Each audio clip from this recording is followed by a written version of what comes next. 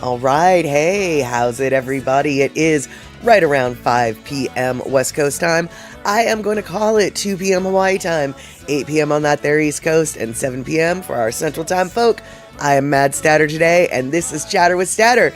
Looks like we have got some raiders coming in with Terry in Scotland. It is our UK contingent, Katie's Aura, Terry in Scotland, Bainy Bow, raid. Excellent, fantastic to see you all here today. Whew, gotta tell you what a difference a day makes, because let me tell y'all, yeah, yesterday was just, yeah. Yesterday was really hungover. So today I'm feeling much better. I'm much happier. I've got a lot more coffee in me, i.e. I had no coffee in me yesterday. I have my pamplemousse at the ready, and we are ready to go, except for holy flirkinsnit. Wait, hold up, yo.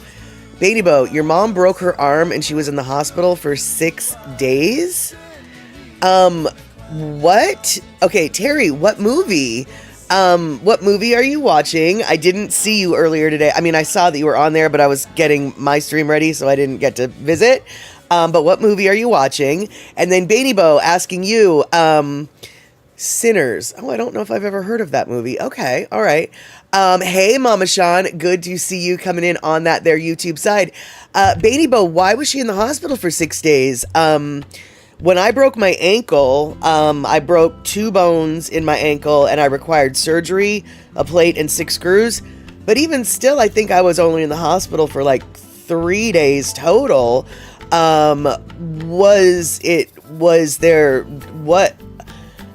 Was her arm, like, how did she break her arm? And is she okay? It sounds like she's home now. I hope you're helping to take care of her. Oh my goodness, I'm so sorry to hear that it sounds like it was really bad. Was she in some sort of a car accident? Did she fall off a ladder? I hope that whatever she was doing, she doesn't do again for a minute. But, wow, no, that's just awful. Definitely take care of your mom there. No, she fell outside on our path. Oh, okay. Yep. No. Yeah. Yep.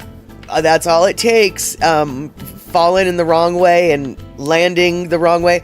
My dad was playing badminton with my sister, and he was running backwards and went to hit the birdie, and he fell backwards and went to catch himself, and boom, yeah, his entire forearm shattered, basically. So, yeah, it was kind of a big deal as well. So, I'm glad, though, that she is out of the hospital. And it looks like, let's see here, we've got eMusic in the house as well. Anybody else coming in while I was chatting with Bainy Bo? Yes, it looks like Verity Hunt is here on time-ish. Not only are you here on time-ish, Verity, we haven't even gotten the party started yet. So, why don't we get the party started, and then we'll carry on.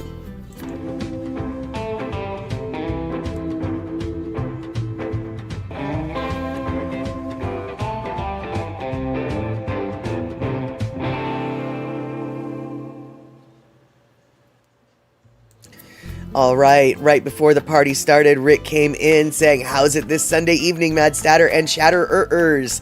All right, so it is pretty good for me. Bainy Bo's mom just got out of the hospital from a broken arm, so she is better, but not good. And, but, you know, I must admit, Rick, and if Darlene's here, looks like Darlene is here, I've got words to say. I saw a video or 2 or 3 or 4... Okay, that's not how we count. That Darlene put on Facebook. Oh my God, you guys. First off, I am so impressed, but I'm actually way more jealous, envious. I'm not really sure what I am. But y'all, yeah, 4 green thumbs is the answer. Exactly. Y'all, that garden that Rick and Darlene have at their house, you could eat off of it every day forever. They've got peppers, they've got tomatoes, they've got string beans, they've got zucchinis, they've got cucumbers, they've got lettuce, they've got a different kind of peppers. I think they might have had corn, but I might be making that up. They have so many carrots, they have so many things. I think they might have a potato, but I might be lying. They have so many foods that are growing in their front and side yards that I had some feelings about it, man. I have to admit, I had some feelings, and mostly they were envy and joy. And Mama Shaw, doing good, took a quilting class earlier today. Oh, that's fantastic. What a great hobby to take up after you've retired. I was going to say graduated. I guess that's the same thing. Potatoes are in the basement, the store kind. Okay, I lied about the potatoes, y'all. Okay, I lied about the taters. All I know is they've got some very serious yumminess in their garden, and it's a beautiful... Okay, no, that was it. I was like, I knew there was something. Broccolis, yes, broccolis. Other stuff, yes. No corn. The corn, I had a feeling I might have been making that up, but it didn't matter because you had everything else, and I could still eat all of it. And so, yeah, super, super stoked that you guys are having such a gardening successful year. And let's see here. It looks like... Oh, wait, but Mama Sean... When my best friend in junior high and high school, when her dad retired from the Navy, he had a lot of time on his hands, and he took up quilting, and oh my God, dude, he became obsessed, and he is a really good quilter. And so, honestly, dude, quilting might grab you like nobody's business, and it can be so time consuming, and there's so much to learn.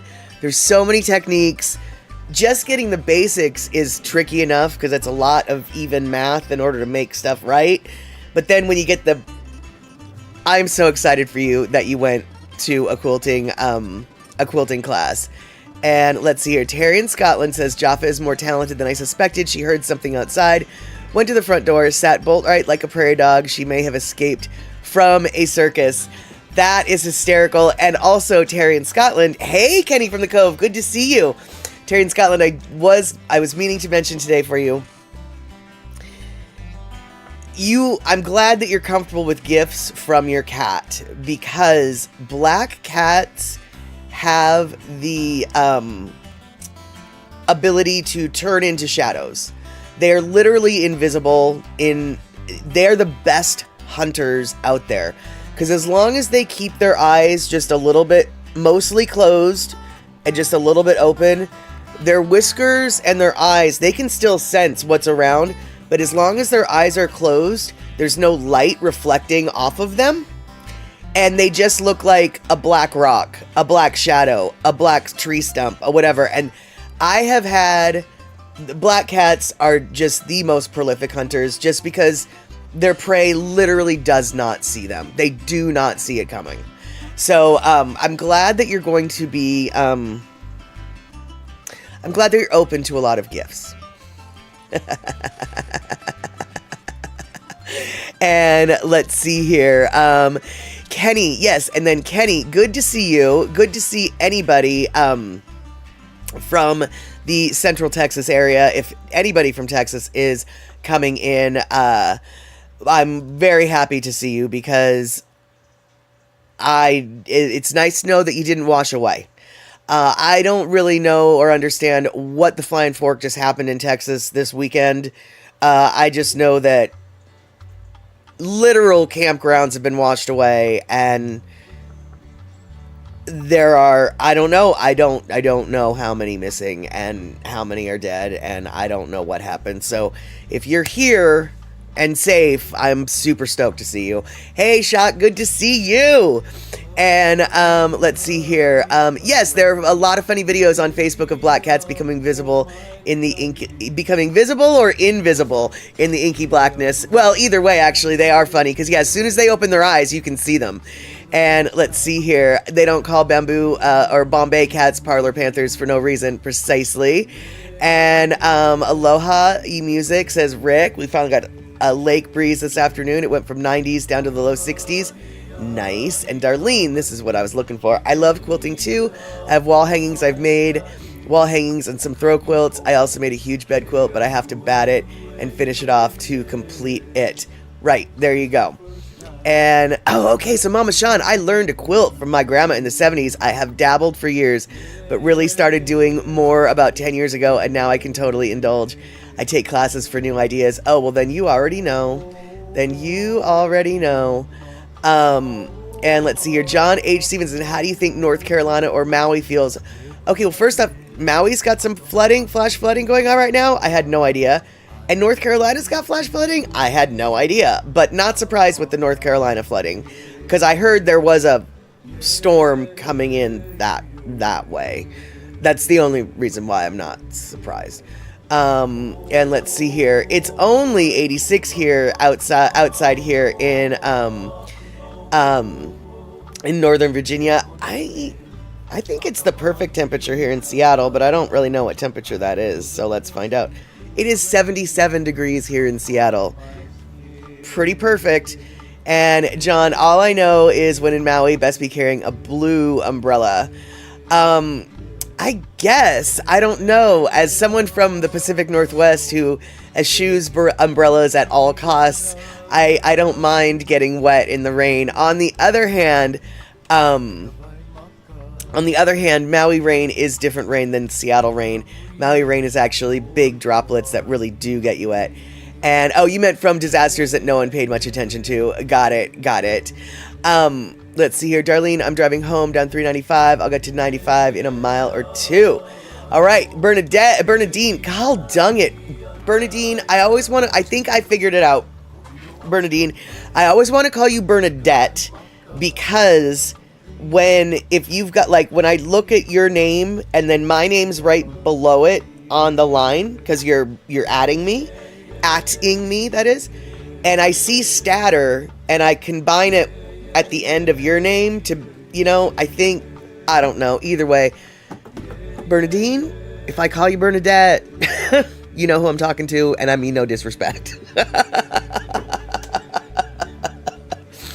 And Terry and Scotland, all my grandmothers and aunties could quilt with the best of them. My aunties had busy hands. Yeah, my grandparents on my mom's side did not have any kind of hobbies like that. They knit. Actually, no, my grandma knit, but not really a lot. It was just something she did do.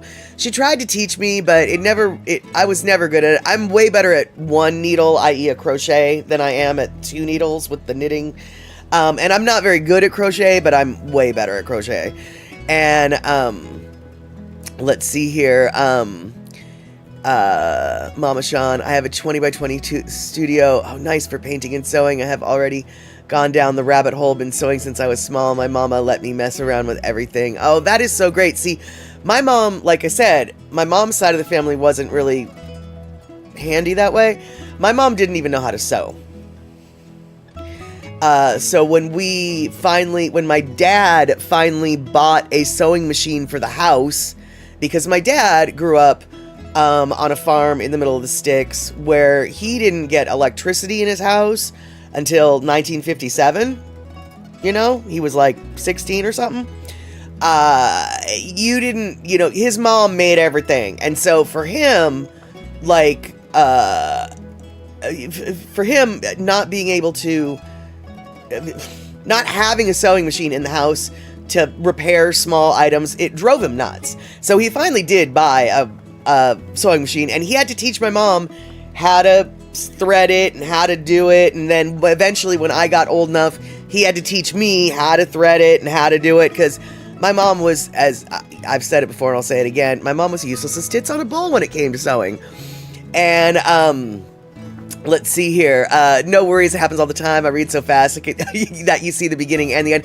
I do, Bernadine. That is exactly how I am able to read so fast. I've noticed with the live stream, the way I read has completely changed than before. I sort of see the whole thing and see all the words at once and kind of take it in as opposed to reading one by one.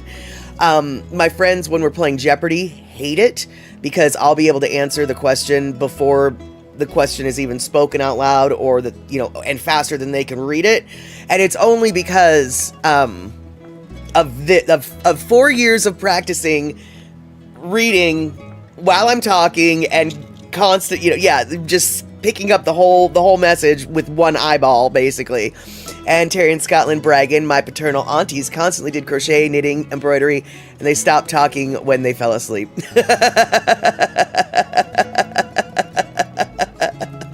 And Bernadine, yeah, it is how my brain works these days. It's a great skill, but honestly, it's a skill that I think, obviously, you'd have to have the right training circumstances, but it is a skill that I've trained myself into thanks to this stream, thanks to you guys, thanks to that. And so you can train yourself, but yeah, it does take some practice, let me tell ya. And all right, so all right, hold on. Darlene, yeah, I learned sewing, some knotting and crocheting from my mom, grandma, and aunties. Busy hands is right. Yeah, see, good God, you guys, good families, y'all. My family, I have no doubt that if I had access to my dad's family, things I would have had more skills. But I never met my grandma on my dad's side. I never met my grandpa on my dad's side. I don't know most of my cousins from that side of the family. In fact, when I went to a family reunion about 10 years ago, it wasn't a reunion, it was a union. I was meeting most of them for the very first time. I only knew like 3 people there. And then I was meeting everybody else. And Mama Sean, they used to teach classes in speed reading, which is what you're doing. Oh, right. So, what was that? I remember they used to have those speed reading classes. I keep wanting to say Ellen DeGeneres' School of Speed Reading, but it was like Sally Richardson's School of Speed Reading, or what? Who was the speed reading lady? They used to have those schools. And when I was little, I actually did try to pick that habit up. So I do wonder if in the back of my brain, I remembered some of the hints and tricks. Evelyn Wood, thank you. I was like, y'all know who I'm talking about, right? Evelyn Wood, speed reading class. There we go. That is it. Gosh, I'm going to have to go down that rabbit hole tonight. And Kenny from the Cove, who knew that Molly would grow up to be so Becky Homecky? Well, now, my mom could cook, okay? So, I can cook. I mean, you don't have this Rubenesque figure if you don't know how to throw down in the kitchen a little bit, right? Okay? And my mom also shared this Rubenesque figure. So she knew how to throw down in the kitchen, all right?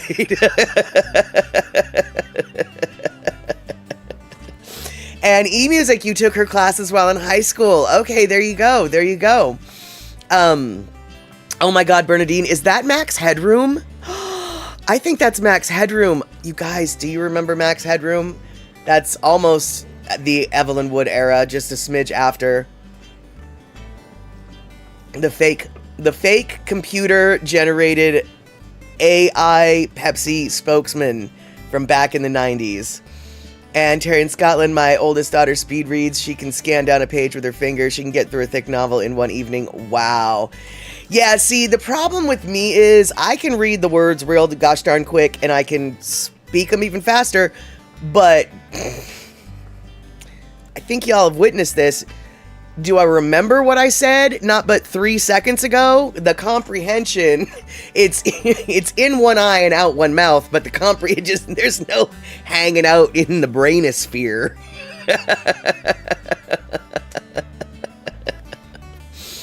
And let's see here. You tried to learn speed reading, says Kenny. I gave it up when I hit a bookmark and it flew across the room. There you go. There you go. Okay, you guys. So let's see here. We've got some giggling that we've been doing, but I wanted to. Ooh, I've got all sorts of things. First off, this I want to talk about because, because we're talking about things in the kitchen.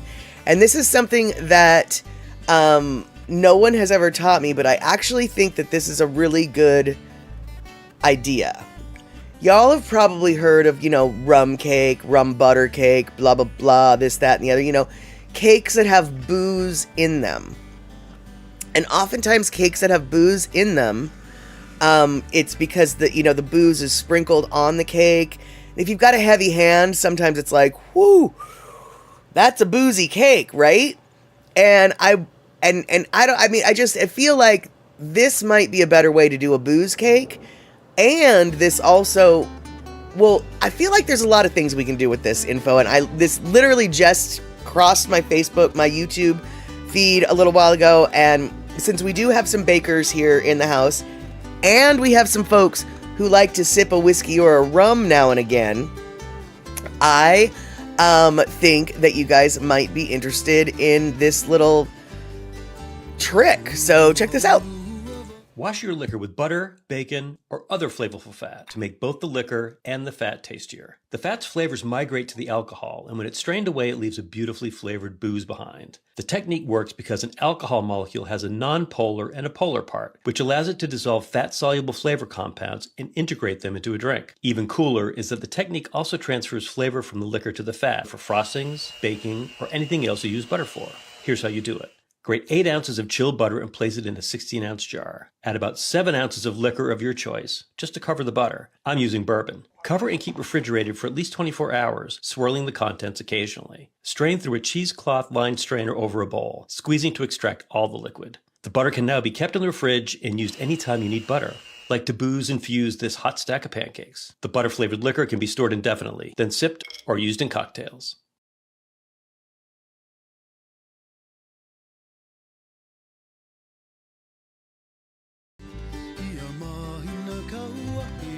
I feel like that could really help if that butter that's been infused with the flavor of, say, a rum or even a bourbon.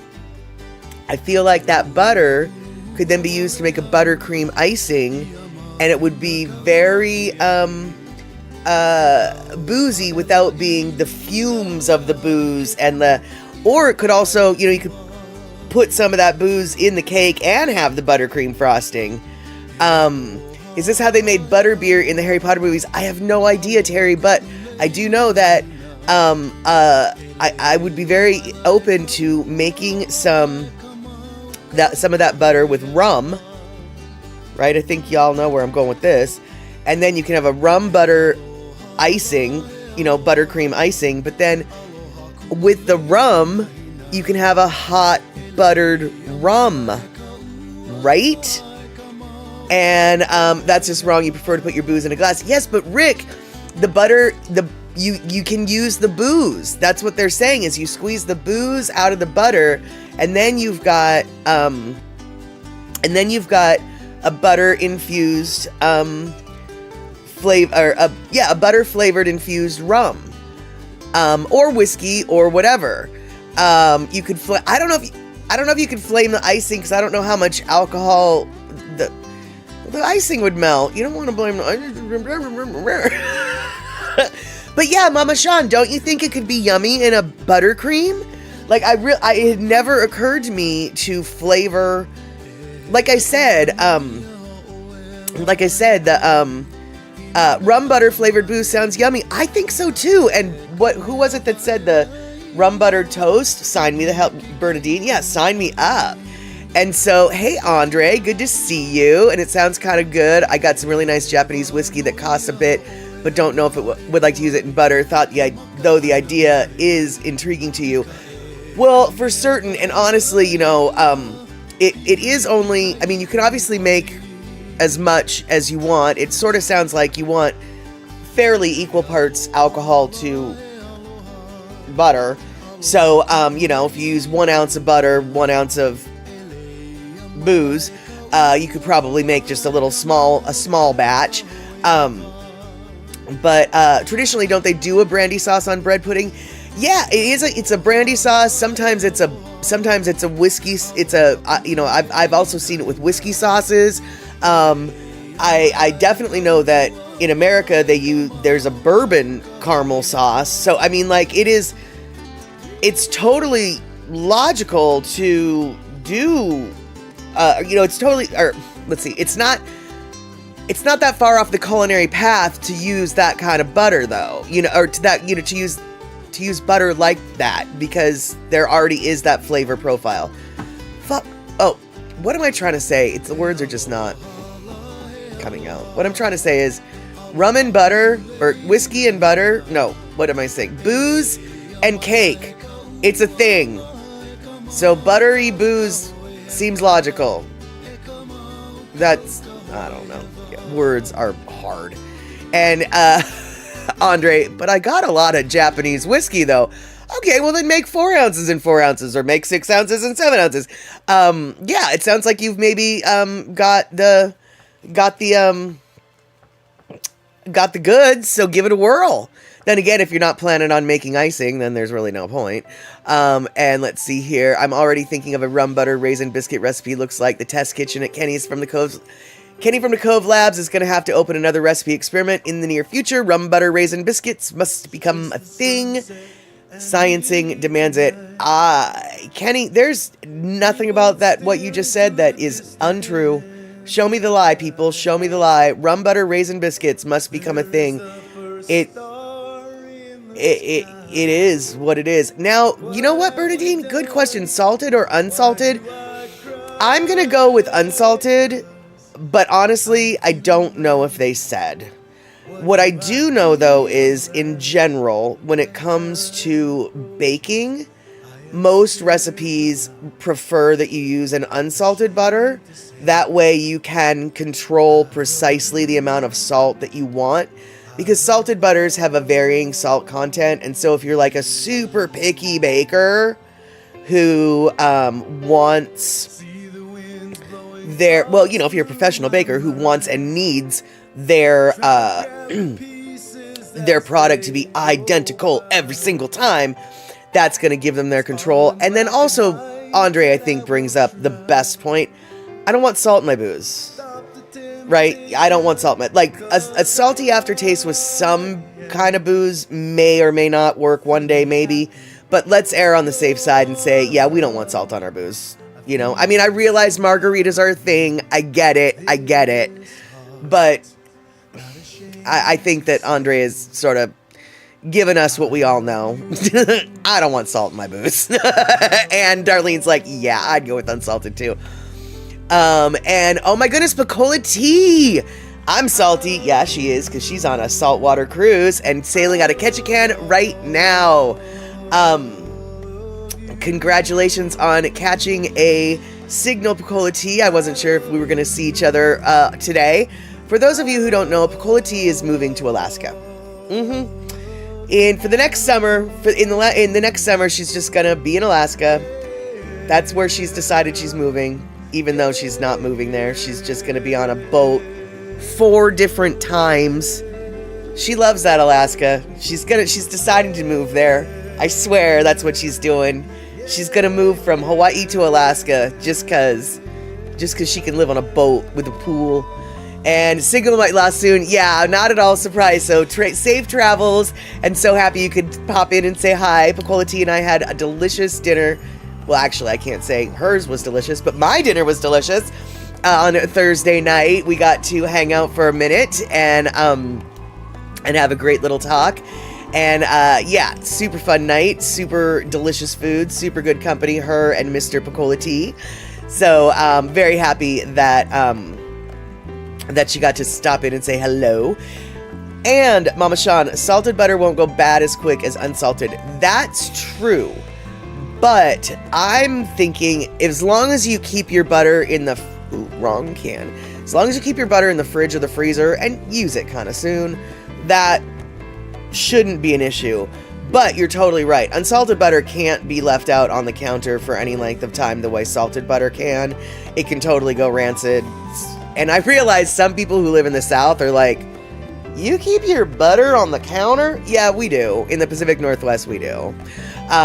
During this time of year, sometimes we're forced to put it in the fridge because it gets too hot. But for the most part, yeah, we keep it on the counter. I mean, it's covered and everything, but we just keep it on the counter. I don't keep it on the counter. I keep it in my cupboard, but, you know. And hey, Mary Todd 50, good to see you coming in. And let's see here. Kenny from the Cove. I'm thinking rum butter raisin biscuits would require an unsalted butter, as the standard biscuit mix will probably, I don't really know, have a bit of salt already in the recipe. I think you're completely right, Kenny from the Cove. I think you're completely right. But I can say this. If your biscuit recipe doesn't require some salt, you probably want to use still a little bit of a pinch of salt, because the tiniest little bit of salt will help bring out the sweetness of the raisins. So I know that's really odd, but there you go. Okay, cool, Mary Todd. You are one of us, or one of me. My butter is on the counter. That's right. That's what we got to do. And again, got to learn to put all the foods away before you move to Hawaii. Nothing left for the cockroach on the counters. Yeah, Pacola T was a little bit horrified when I told her my story of my dishes that,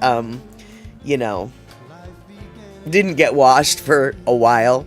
A long while. Yeah, and then I think I already told y'all this story, but I'll tell it to you again. So I had dishes that I just couldn't deal with washing them for a long time. Like, more than a week, okay? For real. And I got the motivation to finally wash them and put them away. And so I cleaned all of them. And they were stacked, and I needed to move that stack to the dish rack so they could dry. I dropped them all and they all broke. Yeah. All of those dishes that for weeks had been in my sink mocking me about how dirty they were and how they needed to be cleaned, turns out I could have just thrown them away because that's what I ended up doing with them in the long run. But they were very clean when they went to the garbage.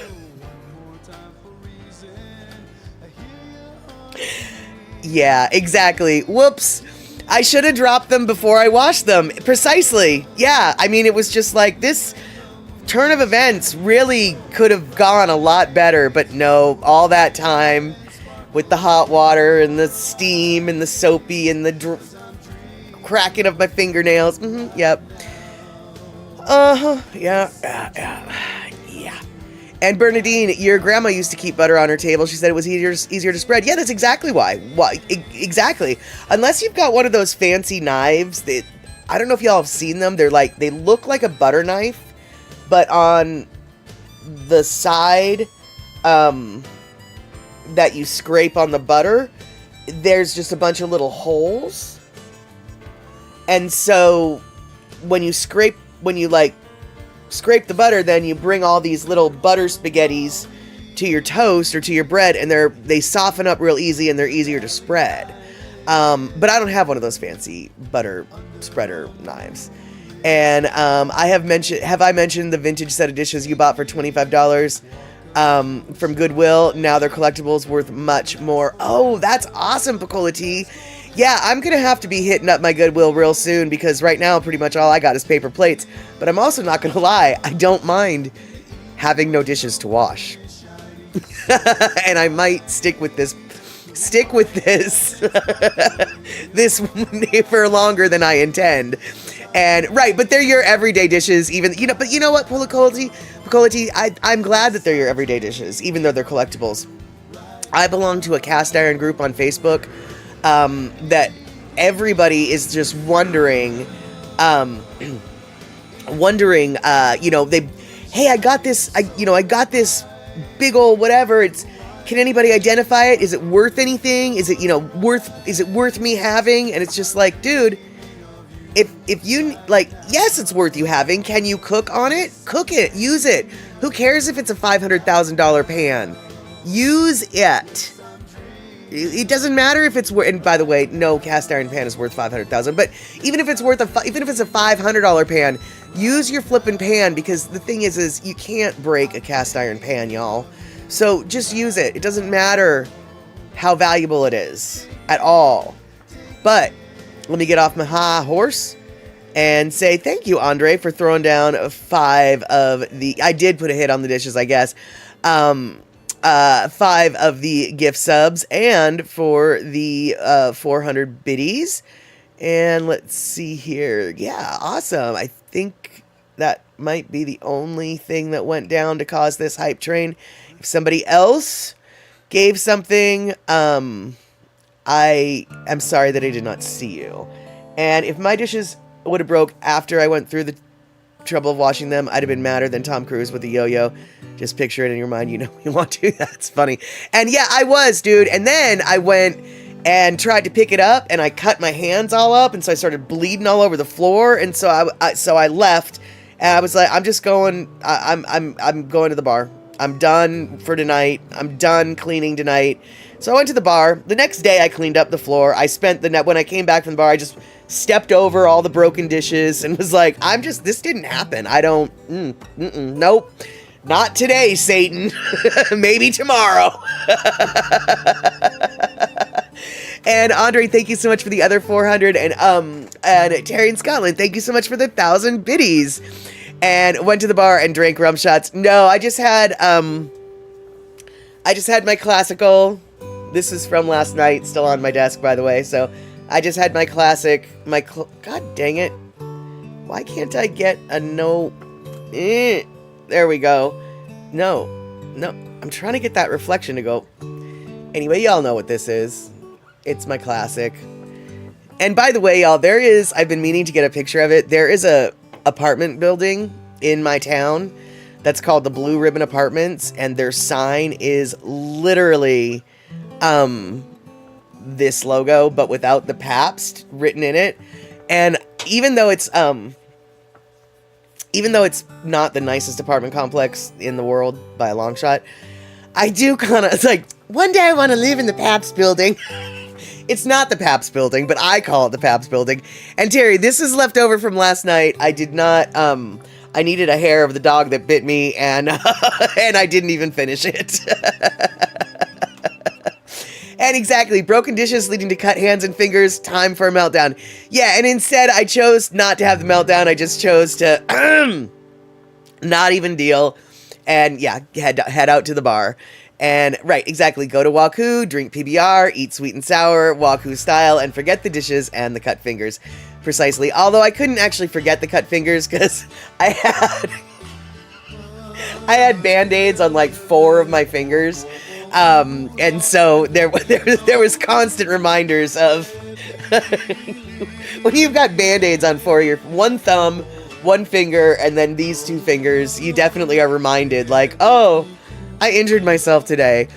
Precisely. I needed to disengage and de-escalate. Exactly. And, oh, thank you so much, Andre, for those 400 biddies. Yeah, they were demon dishes, and the thing is I saw it happen in slow motion, right? I, like, put my hand to grab them, and then it just started to teeter, and I was like, oh, foo, but I was just a little, obviously I was too late, and it just went, ka-choo. Although, I will say this, the Pyrex baking dish that was at the bottom of the stack, which kind of is what caused the teeter to begin with. I'm not saying I stack things wisely. I'm very specifically not saying that. Clearly I did not stack things wisely. But the Pyrex at the bottom did manage to not break. So I can say that Pyrex can survive a crash to the floor with multiple plates on top of it, who then crashed. You know, it was sort of a double-sided impact, and it still lasted, so yay Pyrex. And holy crumb, Hype Train level 4, not even sure how that happened. And let's see here, PBR during Prohibition switched to making cheese spread. Kraft went after them, reached to deal with the product. Copyright after the war went back to beer. That does not surprise me, and Pabst is union made in America. The cans that are made by the Ball Company, and the reason why they call it Blue Ribbon is because it was declared America's best in 1893. And so I guess one could say that I am old-fashioned. I prefer old-fashioned beer styles from over 100 years ago. And dishes and dishwashers and dishwashing is my muse and also my demon. Yeah, I guess that's true. And let's see here. Sorry, I got distracted. Hello, everyone, says Mitchie Mama. And So they declared it America's best the same year as we overthrew Hawaii. 1893? Yeah, I guess. But in Pabst Blue Ribbon's defense, they were probably not competing against any Hawaiian beers at that time. So, there you go. And let's see here. Alrighty, so. Oh, alright, we've got a couple minutes till our Lono listing break. And so, I thought I would share with you guys this sign, this picture that was going around social media at the end of June. Now, let me just give you a couple bits of details. First off, if you don't know, June has always been considered Pride Month for the gays and lesbians, etc.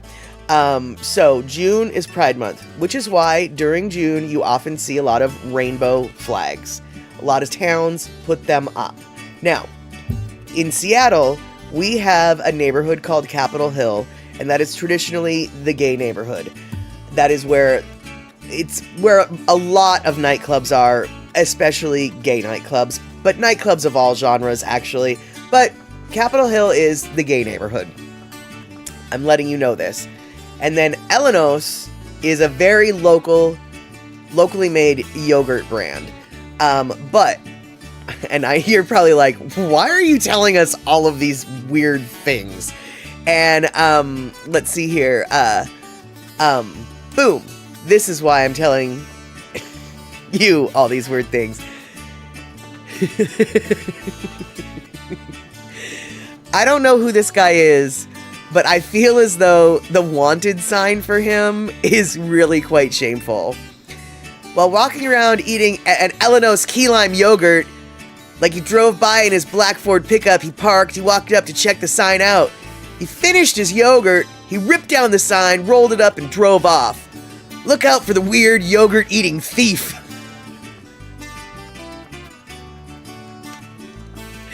So if you steal Pride stuff, they're not going to call you a homophobe. They're not going to call you a transphobe. They're just going to call you a weird yogurt-eating thief. And honestly, I feel as though the public shame of that that picture being floated around local circles, that will have crossed his path. Somebody will know who that was. That was a really good picture of that guy. Somebody will know who that was. And I just am really glad that weird yogurt-eating thief was called out. And Pecola Tea, you better believe that Elenos, I think it was Pecola Tea who said that, Elenos yogurt is so flippin' good, but it is so flippin' expensive. But it is so flippin' worth it because, oh my god, it is so flippin' good. And frankly, I'm not surprised he wanted to finish eating his yogurt before he stole the sign. He didn't want any of that yogurt to go to waste. And let's see here. And Andre, I have been through Capitol Hill on a gay pride event, and on my way to Volunteer Park to find my way back to the Link station, I just listened to the techno beat coming from the celebration. Great beacon back to the station. Exactly. Very true. Very, very true. Yeah, Elenos is like dessert. Oh my god. Yes, it is so flippin' delicious. It's, yeah. The mouthfeel alone, it's like a Greek yogurt, but it's like if Greek yogurt and ice cream had a key lime baby. The key lime flavor, that is. Their lemon flavor, for me, is the bomb because it's got so much lemon, it makes you go, eh. And I love my lemon going, eh. So, yeah. Alright, so it looks like the hype train is over. I think we got to a level 4 or 5, so amazing. Thank you guys so much. And now we are 1 minute past our Lono listening break, and yeah, I don't remember. Oh yeah, I do. This song, you can't find this song on any Lono's albums, so you're going to have that face, Kenny. You're gonna have to go to his YouTube channel because this is a cover from an Olomana song. Jerry Santos wrote this song, y'all. All right, there we go.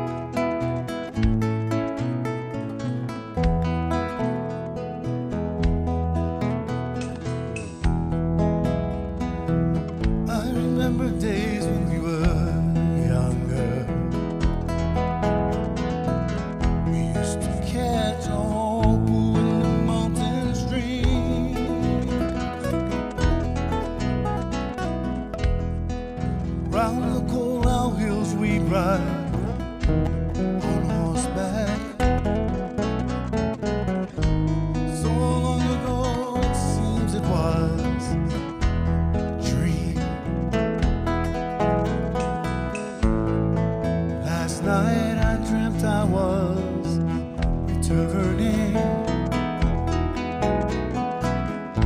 and my heart called out to you,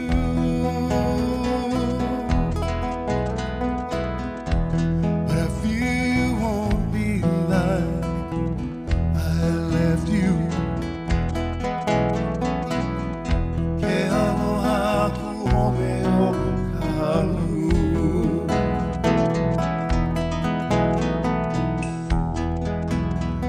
I remember days when you were wiser, when our world was small enough for dreams. You have lingered there, my sister, and I no longer can, it seems.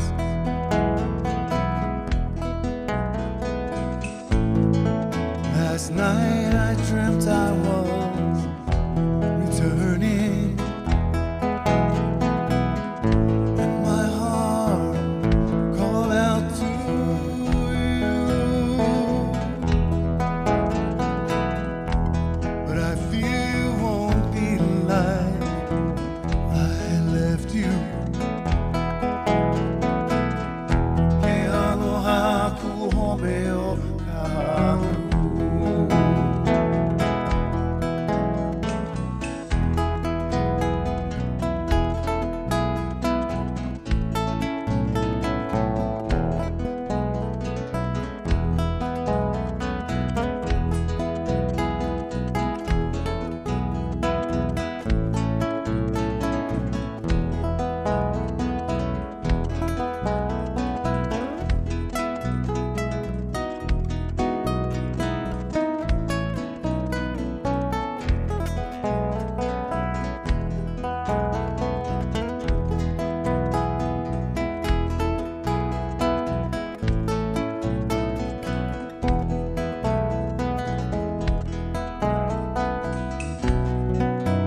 Change is a strange thing, it cannot be denied. And help you find yourself or make you lose your pride. Move with it slowly as on the road we go. Please do not hold on to me, we all must go alone.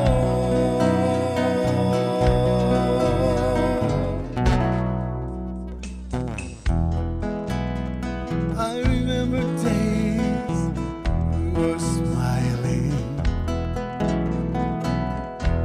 when we laughed and sang the whole night long.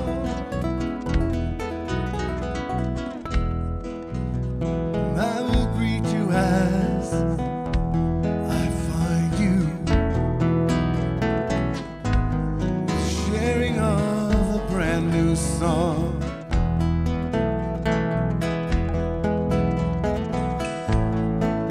Last night I dreamt I was returning, and my heart called out to you.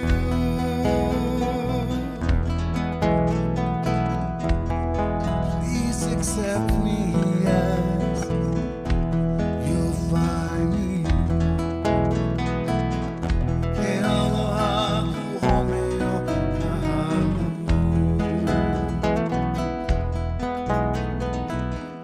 Que aloha ku home o kahalu.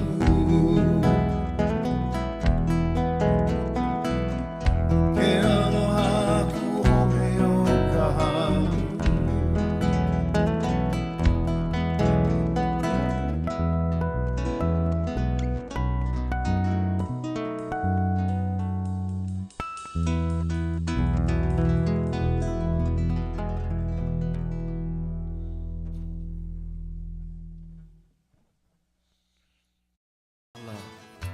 I'm in a heaven, I'm a cold.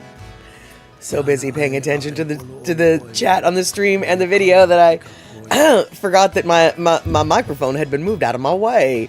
And let's see here, Darlene. Yes, I too envy Pecola Tea in her travels, and then that she shares with us. She's very sweet that way, very travel savvy, absolutely. And in fact, I'm hoping that at the end of this summer, after her 4 cruises to Alaska, they're going to be on 4 different cruise lines. And so I'm hoping that she will have extensive notes, just be like, well, Carnival was like this, but Holland America was like that, and blah, blah, blah, blah, blah, blah, blah, and this, that, and tether. I'm just very curious how the cruises, because they're obviously going to many similar ports, but they're going to be a little bit different, each and every one of them, you know, and so I'm going to be very curious as to which one is maybe the best value or whatever, you know, I don't know. I'm just curious about it because I've never taken a cruise before, and so I was asking her a little bit about, you know, what's the best, you know, I was asking her about basically all of the various and assorted costs associated with Pecola Tea. Already working on that comparison list. Fantastic. And I knew that you would be because you were so good with your hamburger chart. I had a feeling that you were already charting this up. And so, but you know, I was asking her all the things like, well, how do you pay for this? How do you pay for that? Can you buy this? Do you have to buy this individual? Like blah, blah, blah. And boy, howdy y'all, there are a lot of different ins and outs to going on a cruise and like package deals. And do you want the all you inclusive, all you can drinks? Do you want the this? Do you want the that? What do you, if I ever go on a cruise, I will be private messaging Pecola Tea and getting her opinion on what I should be getting and all of the different offers, because every different cruise line has little different stuff. Like some of them, they'll be like, well, you know, you can pay $500,000 for all you can drink, you know, or whatever, or you can pay $500,000 plus $1 more and you'll get a free extradition, what's the word? Excursion, on the, you know, one of the ports, or, you know, sometimes they throw in little extra stuff to sweeten the pot, sweeten the deal. So, let's see here, Mitchie Mama, let's take a Mediterranean cruise. Well, first off, Mitchie Mama, I need to get myself a passport before I can do anything. I am horrified at my laziness. Not only do I need to get my passport, y'all, I can't even get on an airplane anymore because my state ID isn't properly proper-fied. So I am not part of the Real ID crowd because my state never really signed up for that until last minute. So I don't have my paperwork in order. I can't leave on a jet plane. I don't know when I'll be able to come back again because I ain't got the paperwork, my friend. Yeah. And let's see here. You've got no Real ID. Oh, California doesn't have the Real ID either. Yeah, I thought that the whole West Coast was just like, I don't know about this, y'all. And yeah, my state. Yeah, so I got. Yeah.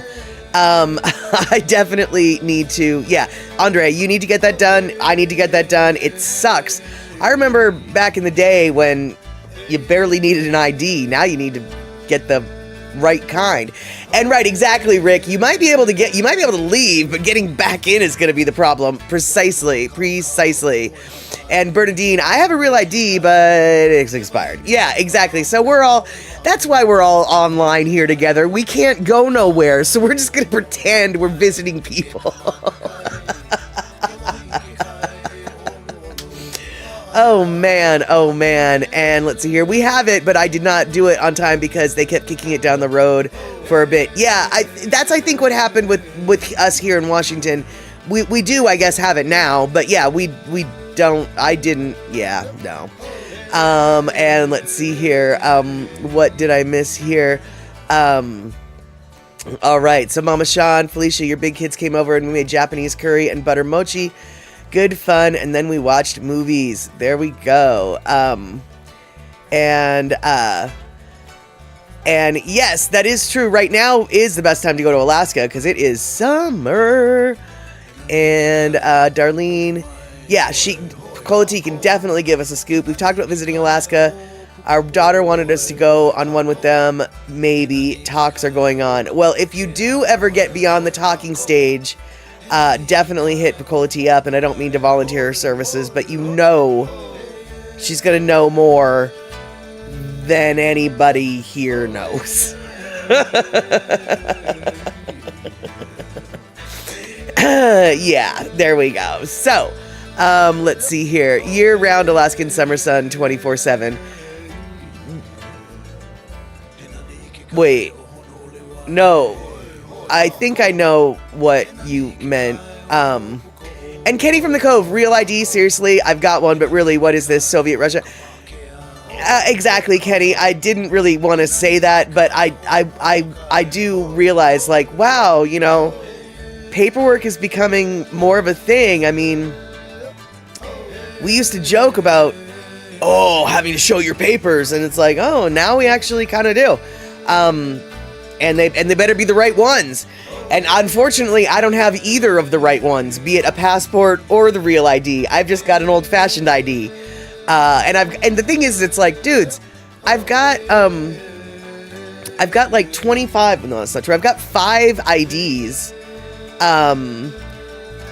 Literally, I have like all of my IDs except for one of them from 16 years old on, right? And so it's just like, I can prove to you I've been who I am since since 1973, but since 1980 something, I literally have my state ID. Why can't you just transfer me over? Why am I not grandfathered in, I guess is what it is. And how long is a passport good for? 10 years, more or less. I want to say it's good for 10 years, but I definitely might not know what I'm talking about. It's not less, or at least it didn't used to be less than 10 years. I think they last a while. Like a while. I want to actually even say like 15 years. So passports will be valid for 10 years. In some states, real ID up to 8 years. Yeah. Okay. It's good for 10 years. Yeah, that makes sense. That makes sense. Because in 10 years, a lot can change. So you kind of need to get a new face on your picture. Although I suppose with the whole facial recognition identities, you probably don't even need to do that anymore because it's all measuring this and this and this and woo! It's not measuring that though. Then measuring this and this and this. And let's see here, Felicia. I'm glad everybody stayed busy and had good fun. I hung out at the beach and had a picnic and watched the fireworks. That is beautiful. And then, yeah, Bernadette, with the current hair color, yeah, exactly, because gray can suddenly make someone look real different if they used to have, like, red. And I'm just thinking I need a new picture for my passport, my real deal. Oh, I do too, because in Washington, the driver's licenses, they're lasting, I think, 6 years now. And you don't have to go in every year to get a picture. You don't even have to go in to get a new picture. So the picture on my driver's license is from one driver's license era ago.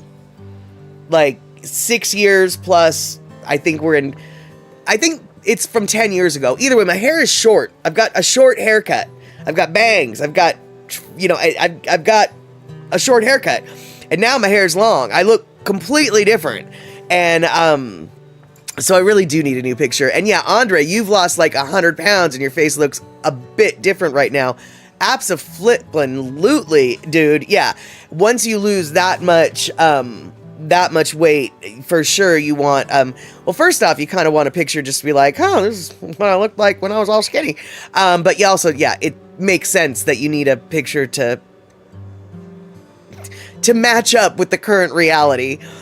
And, oh, really? Picola T says, facial hair can really make digital recognition hard. Dad got double-checked repeatedly at airports because he grew a beard. Oh, nice to know that there's still some flaws in the facial recognition. And actually, I know that there's flaws in facial recognition. When Facebook used to try to automatically tag your face in a picture that someone else had posted, there's this one woman in roller derby who people would get us confused, even though I was like 6 inches taller than her, and her hair was gray and my hair is not. But we're both heavier women. We both wear glasses. We both wear our hair in the same hairstyle. Even Facebook got Jennifer and I confused all the time. She would forward me a picture. She's like, look at this picture that I'm in. And I'm just like, that's not you, man. That's me. She's like, I know. Facebook thinks I'm you. And Facebook thinks I'm her. Let's see here. We can pub crawl in Dublin and continue crawling for some time after.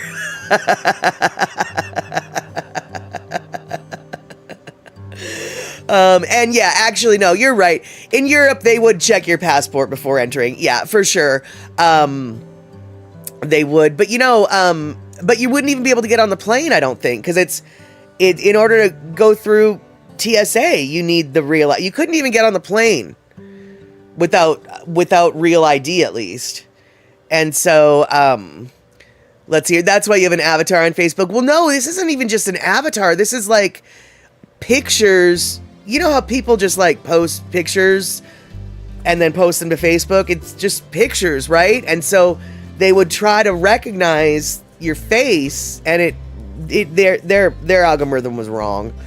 And then what we already know and have known for years, Andre's coming in with, facial recognition does not work well for people of color because the computers learn from the programmers, who are mostly white men of a certain age, so they can identify them really good, but others not so well. And that has been shown. That has actually been proven multiple times. And Chuck, and if you do fly internationally with less than 6 months left on your passport, you could have trouble getting admitted. Right, that is true. I've heard that as well. It's really best to be very preemptive when it comes to renewing your passport, because, yeah, that 6 month thing can get you in trouble. And Kenny from the Cove, on a related note, I went to the bank to do stuff and gave the teller my ID. At the end of it all, when I got it back, I noticed it was my driver's license. It wasn't my driver's license. It was my license to carry and conceal. Still got everything done, only in Texas, I guess. Well, I don't know, dude. I mean, does that license have your face on it? Because I'm pretty sure that as long as if that license has your face on it, then I think it would probably work for bank transactions up in Washington State too. Then again, Washington State is an open carry state, but it is state issued, and as long as it's got your face, I think that I wouldn't be surprised if other states also would allow for such shenanigans. And both of your licenses have the exact same photo. Right, exactly, yeah. As long as it's a state-issued photo ID, I think that I could probably... I mean, I don't have that, but if you were in Washington and you went to a Washington bank, you could probably have made the exact same mistake and it would have been fine. Yeah, conceal and carry is state-issued, so absolutely, I would assume that it is what it is, you know? It is an ID, after all. And all they're asking for is an ID. They don't care if you know how to drive when you're going to the bank. They just want to make sure you are who you are. Right, same as a tribal ID card, state issued. Right, exactly. I mean, I don't know. California might have a whole different idea about that, but California has really weird gun laws. But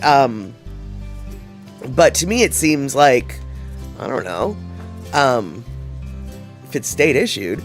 And Andre, I went to Russia in like 91 or 92 and had a damaged passport. It was easy to get in, but I had a scare getting out as the guy went back to talk to somebody, and I got really scared. Yeah, anytime you're in Russia and then the guy goes back to talk to somebody else, I'd be scared too. Frankly, anytime I'm crossing any border, I don't care if it's Canada to the US or US to Canada, and someone's like, hold on one second, I need to go talk to my manager and back, I would be terrified. Absolutely terrified. And I don't care if I'm just up the street in Canada, I would be terrified. And Michi Mama, but they can see on the x-ray, they know they can see your new hip with that sharp spear looking point. Oh, wow. Let's see here. And, yeah, California has a whole lot of ideas about a lot of things. That's why we can have concealed weapon permit easier in California than it was before. Oh, interesting. That's a turn of events that's a plot twist I was not expecting. California, loosening their gun laws. And Felicia says, Tony has a lifetime concealed weapons permit. The ID number is the same on his driver's license. Okay, right, there you go. And if the driver's license, it's all circling back into the whole situation. Although, I know that in Washington, they recently, and by recently I mean probably in the last 15 years, because I'm old like that, they changed their driver's license numbers. So I'm wondering if Tony were a member of state of Washington resident. I guess what I'm wondering is a bunch of things. Do they do that in Washington, the state of Washington? And if they do that in the state of Washington, what happened to all of the concealed carry permit people who had the old driver's license numbers before they switched to the new driver's license numbers? And did that number get carried over to the... Yeah, anyway, we're going to just stop. And let's see here. In some states, you get a badge for a concealed carry permit. Well, that just seems stupid to me, because if...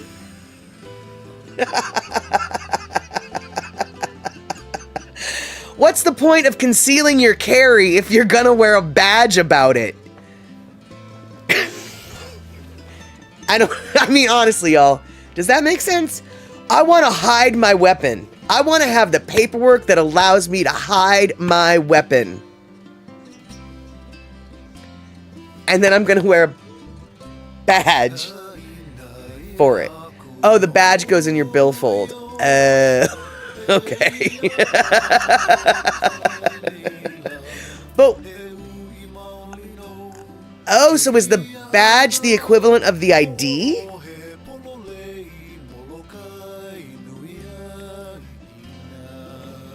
Is the badge the equivalent of the ID? And if that's the case, that's a dumb system. Because I can steal somebody's wallet and get their concealed carry permanent. I can get their concealed carry permanent. That's right.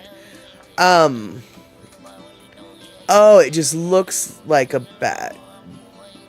But it's still their permit or their license? So the badge has dude's face on it and all the info? I'm very confused. And let's see here.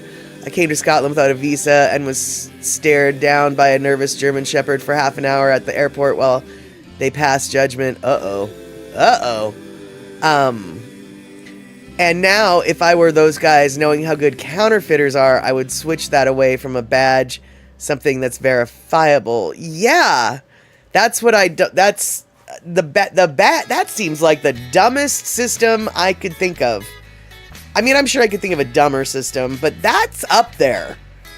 And I have to be misunderstanding what you're saying. I have to be. Because I refuse to believe what I'm thinking is real. Yeah. But, hey y'all, check this out. Kind of ties in with, okay, my dad's cop badge has his number on it, so maybe concealed carry badges also have numbers on. Oh yeah, for sure. That's what that's what Verity. That's what someone was saying. Was that her husband's concealed carry permit, it has his driver's license number on it.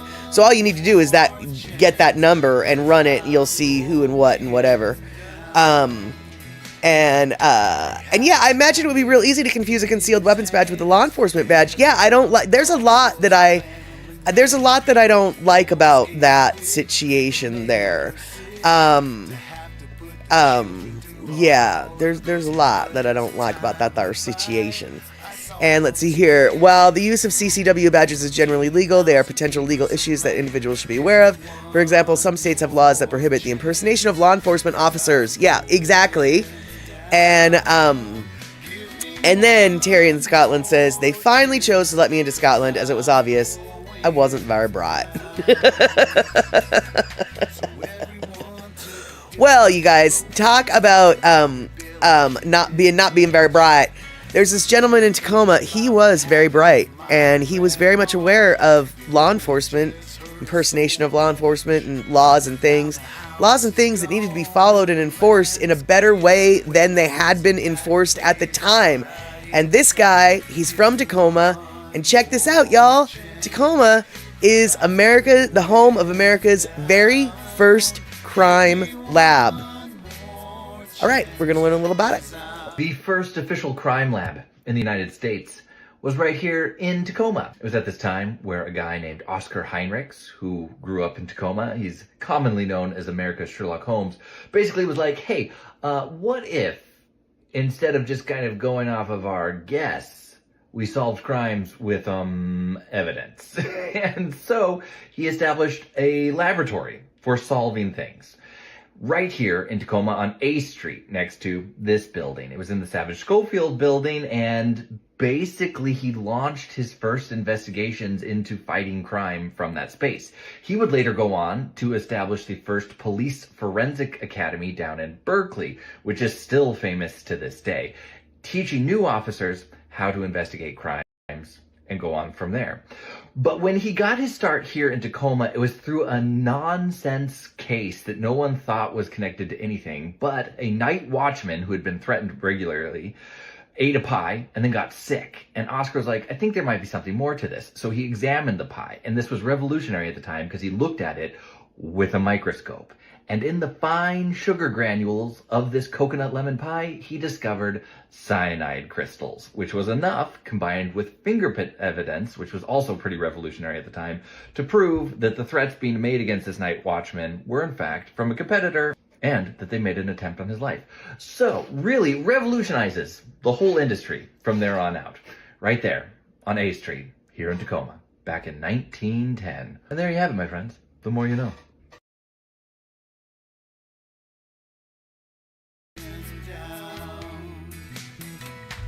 So there you have it, my friends. The more you know, and the more we reverb. There we go. And yeah, Andre, I definitely think next time you make it up to Washington, a trip down to Tacoma is absolutely in order, because you're fairly familiar with Seattle. I mean, you could do deep dives in Seattle, but you're familiar with Seattle, the city itself, the vibe of the city, the whole thing. Tacoma is so different.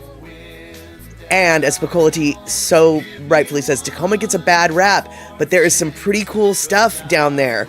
The crime labs, the Alman Roca and Bing Crosby. Actually, there's an automobile museum that is phenomenal. It changes out its exhibits a lot, as museums are wont to do. Even somebody like me who's not really into cars, they have exhibits there that are like, oh my god, I would really like to go see a dump truck from 1910.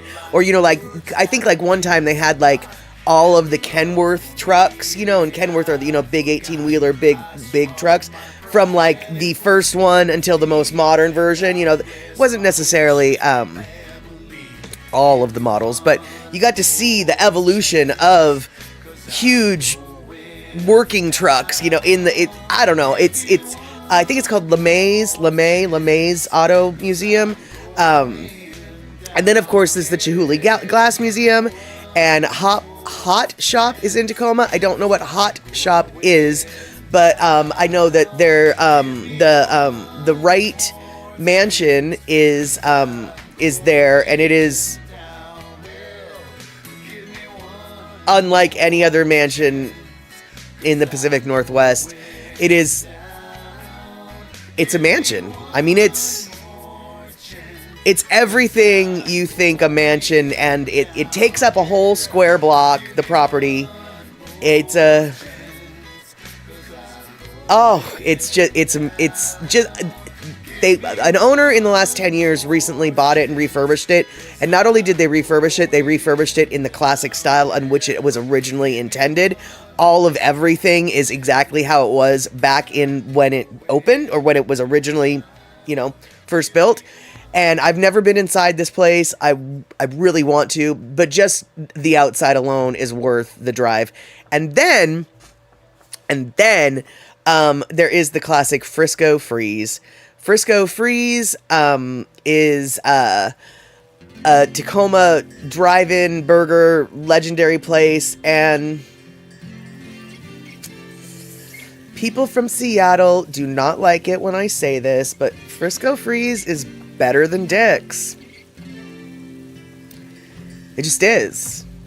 It's better than Dick's Burgers.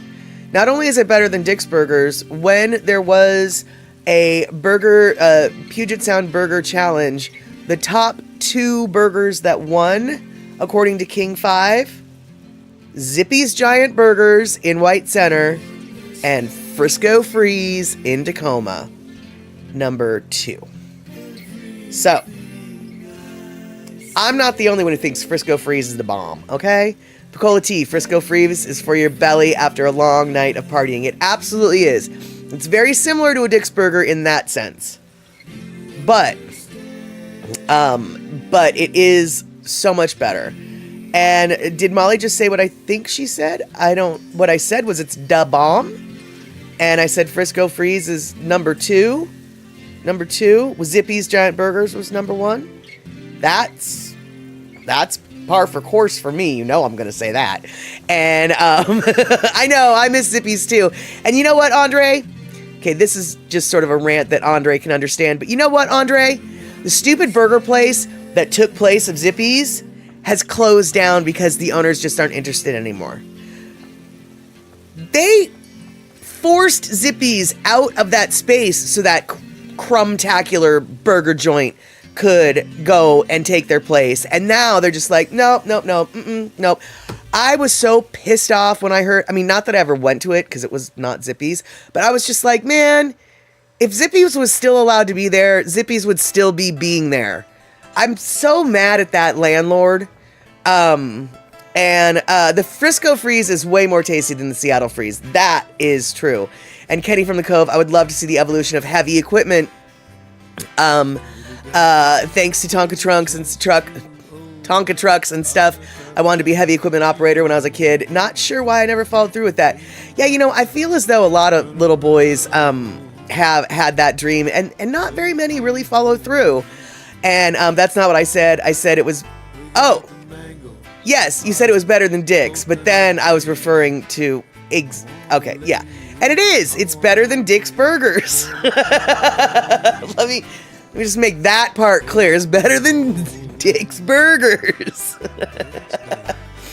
And let's see here. No way, Picola T says to Kenny, there's an attraction in Vegas where you can play with all that heavy construction equipment for a fee, of course.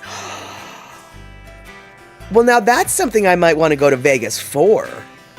Now Vegas just doesn't hold a lot of intrigue for me. They have an amusement park all around using heavy equipment, says Andre. Yes, so clearly coming in to support what Picola T just said. Oh, that sounds fun. It sounds expensive, but it still sounds fun. Oh, yeah, I like that. Oh, yeah, I like that. And let's see here.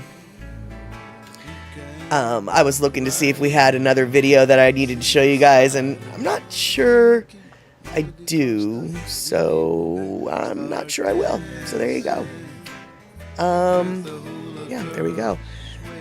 So Frisco Freeze is better than a bag of dicks. Well, a bag of dicks comes from Spokane, and a bag of dicks is pretty tasty, but Frisco Freeze is better than a bag of dicks.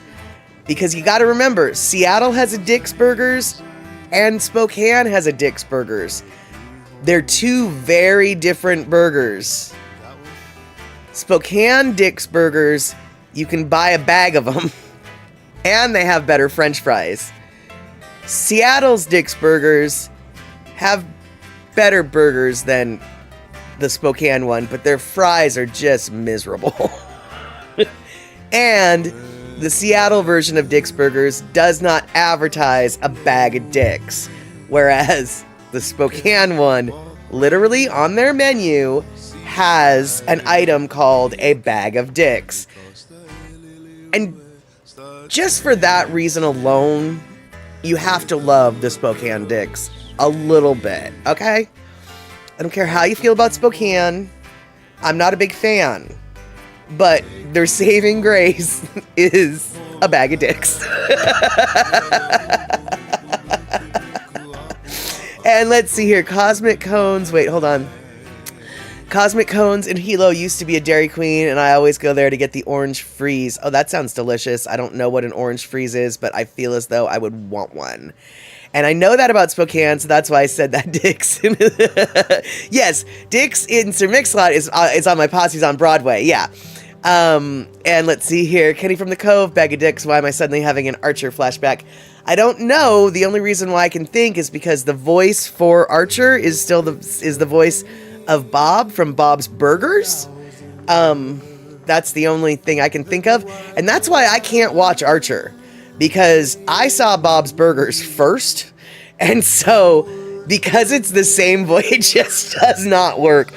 And all I do is I see Bob from Bob's Burgers as the Archer character, and it doesn't work at all.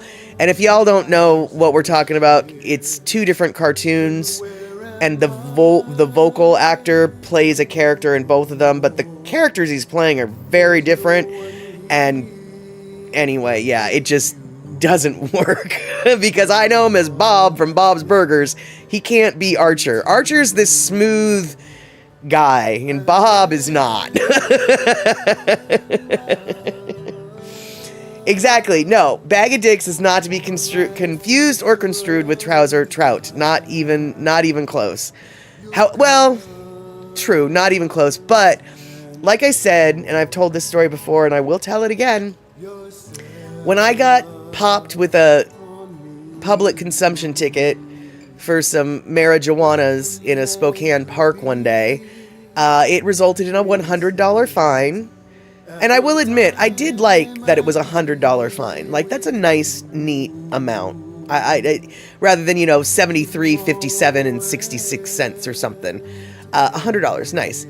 But when I wrote my check for the $100, in the memo line, I wrote, "Eat a bag of dicks," because I was sending it to the city of Spokane.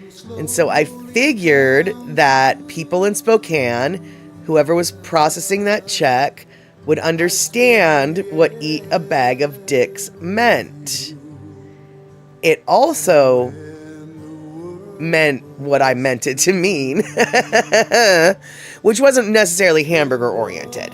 But if questioned, I would have just said, "I was telling y'all to eat hamburgers." And Mariana, so good to see you. Seems like I popped in at an interesting point in the conversation. Yeah, I'm talking about these two. Well, we're talking about hamburgers, and then we strayed off. And so, in case you don't know, see, there's a place in Seattle called Dick's Burgers. Seattle, Washington, called Dick's Burgers. There's a place in Spokane, Washington, called Dick's Burgers. They are not the same. Even though they're both hamburger drive-ins stands that have been around since like the 1940s or 50s, both of them, they are not the same. They are not the same owners. They do not have the same food. They are not the same. One of the things that the Spokane brand or Spokane version of the restaurant offers is a bag of hamburgers. And I think you get like a bag of 5 or 6 hamburgers for like $20-25. And that on their menu is called a bag of dicks. So they literally have a sign that says, "Eat a bag of dicks," and it's on their menu, and here we are.